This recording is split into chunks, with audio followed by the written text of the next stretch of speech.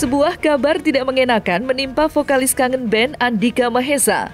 Ia, warganet baru-baru ini dikejutkan oleh ungkapan kekesalan Andika di laman Instagramnya setelah mengetahui sang anak berinisial MMB yang dirundung atau dibully oleh salah satu orang tua siswa. Atas tindakan tak etis tersebut, Andika merasa kecewa berat dengan oknum guru dan orang tua murid yang membuat putra tercintanya mengalami trauma berat hingga harus dilarikan ke rumah sakit lantaran mogok makan.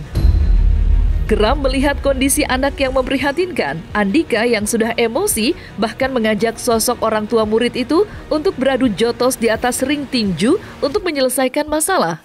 Mengetahui tantangannya tak digubris oleh yang bersangkutan, Andika akhirnya memilih untuk melaporkan kejadian ini ke Polresta Bandar Lampung untuk ditindaklanjuti oleh pihak yang berwajib. Kan namanya juga anak-anak, dijawab tadi kan. Yaudah, kalau ibu masih ninggi terus namanya anak-anak, ini kan masalahnya bukan anak-anaknya, tapi bapaknya. Ini bu, ibu baca dulu surat laporan dari Polres, Andika ngelapor. Baru turun emaknya itu. Bilang nih Andika, kita ini kan orang Lampung gini. Ya kebetulan kalau sama-sama Lampung, gue bilang enak gitu perannya gitu. Gue ini gak pernah marah sama sekali sama orang gitu loh. Tapi tentang anak ngelihat di CCTV, guru kepala sekolah aja nangis. Ngelihat anak segini, tunjuk-tunjuk ini. Mau dipatahin batang lehernya, mau ditempeleng, itu kan gak pantas loh kata-kata itu dikeluar.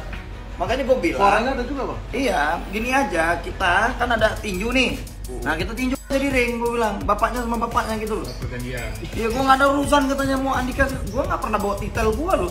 Sama sekali, gue ini jadi artis juga ketemu orang masih nunduk aja gue. Gak pernah gue busung dada sama orang. Sesuai dengan ketentuan hukum aja. Yang kita laporkan ini? Kekerasan verbal. Kekerasan verbal sih, lebih di situ. Anak saya mengakibatkan anak saya shock saat aku makan 2 sendok muntah, terus ketemu orang takut pak, tadi tanya juga sama buyanya, Bung gimana nggak takut ditempelin, nggak mau sekolah dia, takut. Kasus perundungan yang menimpa anak dari Andika Mahesa kini semakin terblow up dan langsung viral di media sosial. Banyak warganet yang mengecam keras tindakan bullying terhadap anak yang akhir-akhir ini marak terjadi di tanah air. Tentu dengan adanya kejadian yang menimpa Andika, hal ini menjadi perhatian bagi Ketua Lembaga Perlindungan Anak Indonesia, Kak Seto, yang akan turun langsung untuk menangani kasus yang dialami oleh anak dari Andika kangen band. Lantas, seperti apa pandangan Kak Seto sebagai Ketua LPAI dan juga psikolog anak? Ya, memang saya tidak langsung menerima dari tim kami yang menerima. Saya diberitahu bahwa ini putranya Mas Andika melaporkan itu. Saya bilang harus segera ditangani. Saya sudah koordinasi juga dengan teman-teman di Jakarta untuk bisa menangani kasus ini. Tetapi itu saya belum sempat kontak beliau langsung gitu. Jadi mungkin karena ini kebetulan juga lagi ada tugas dengan Mabes Polri dan Kepolisian Federal Australia untuk juga menangani berbagai masalah anak-anak. Jadi mungkin baru besok saya bisa kontak langsung dengan Mas Andika mengenai hal itu. Iya, makanya saya belum mendapatkan laporan itu. Jadi secepatnya saya akan langsung kontak dengan Mas Andika. Kalau misalnya mungkin ya malam ini setelah selesai saya tugas di kegiatan di Australia ini, ya insya Allah saya akan secepatnya menangani kasus itu. Begitu. Saya belum mendapatkan laporan untuk itu. Ya karena saya sedang ada tugas di Australia, jadi saya belum ngecek semuanya. Karena saya juga menerima berbagai laporan dari kota-kota di seluruh pelosok tanah air ya. Ada yang dari Papua, yang dari Aceh, ada dari Sulawesi, dari Kalimantan dan sebagainya. Jadi setelah mendapatkan report dari Trans7 ini, saya secepatnya akan segera menghubungi tim kami dan kalau bisa langsung bisa kontak dengan Mas Andika begitu.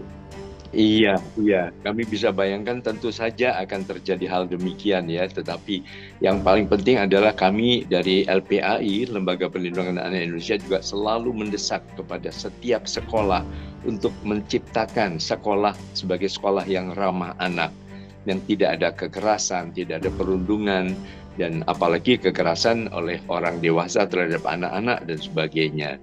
Jadi ini tentu merupakan tantangan kita semua untuk sama-sama menjaga.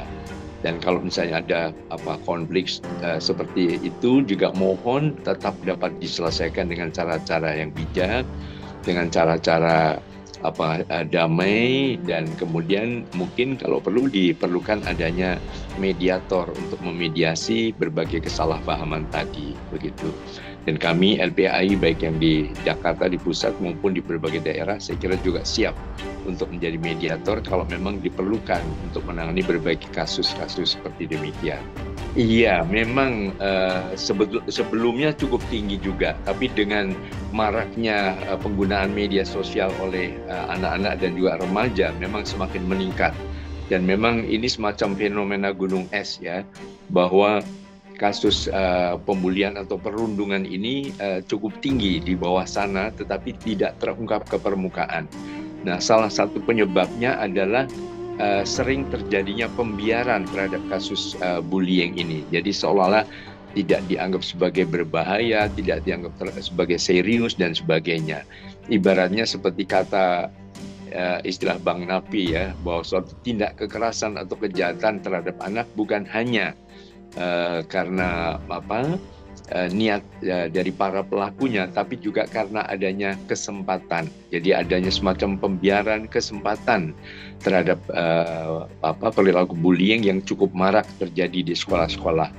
Bahkan saya juga pernah membimbing kandidat doktor di suatu perguruan tinggi di sebuah wilayah, di sebuah provinsi, yang menemukan data bahwa di provinsi tersebut lebih dari 60% anak-anak SD saja itu sudah melakukan bullying atau perundungan tadi. Jadi ini sangat serius sebetulnya. Jadi mohon menjadi perhatian yang betul-betul diperhatikan dengan sungguh-sungguh, baik itu pertama oleh orang tua, kemudian kedua oleh guru, dan ketiga kepala sekolah dan juga dinas pendidikan setempat. Demikian, Mas.